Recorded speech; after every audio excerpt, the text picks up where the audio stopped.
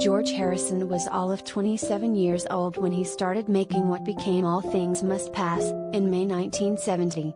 The Beatles, the band to which he had dedicated his musical life since he was 15, were over, and Harrison spent the summer and fall in the studio, hammering out songs he had been sitting on and building new ones. He assembled an all-star cast of peers, from pal Eric Clapton and future domino Bobby Whitlock to semi-Beatles Klaus Voormann and Billy Preston to actual Beatles Ringo Starr and John Lennon and a dozen more. Produced with his usual, sound-stacking excess by Phil Spector, Harrison famously emerged in the fall with a triple album doorstopper, proof positive that the quiet one, once given time and space, had a ton to say. Listening to All Things Must Pass for the first time is like finding out your younger cousin was smart and funny after the older ones, never letting their kid brother get a word in edgewise, moved out of the house.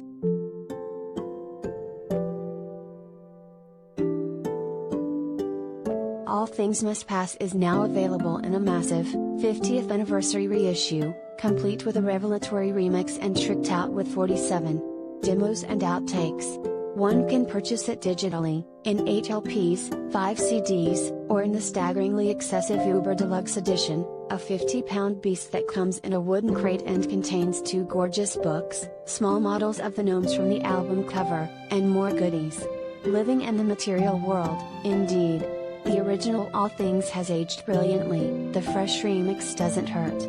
You can all but hear Harrison inventing the indie rock that would dominate college airwaves in the 1980s and 90s, from friendly, folky tunes, Behind That Locked Door, What Is Life, to spiritual exploration, the surprise hit My Sweet Lord, to blowout jams, Out of the Blue.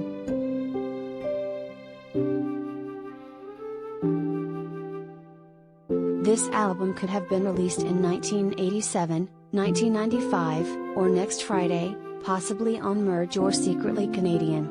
Speaking of jams, more than the minimalist psychodrama of Lennon's Plasticona Band or the basement pop on McCartney's McCartney, both also released in 1970, Harrison anticipated perfectly the heavy psych rock of the coming decade. Then again, Harrison was also responsible for the Beatles' It's All Too Much, a terminally underrated psychedelic track that should be on anyone's Fab 101 playlist.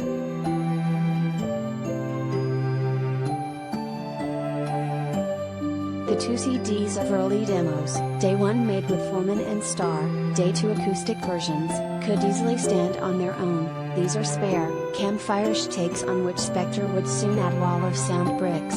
Cosmic Empire recalls early T-Rex, while you can imagine Harrison serenading, okay, sort of bellowing, The Woman as Goddess Mother Divine at Pattie Boyd. Bob Dylan, already a spectral presence on the album thanks to the gorgeous Dylan cover If Not For You and the co-written album opener, I'd Have You Anytime, also co-wrote the stunning outtake Nowhere to Go, a 1968 era kiss off to fame. Harrison also covered Dylan's Moby I Don't Want to Do It.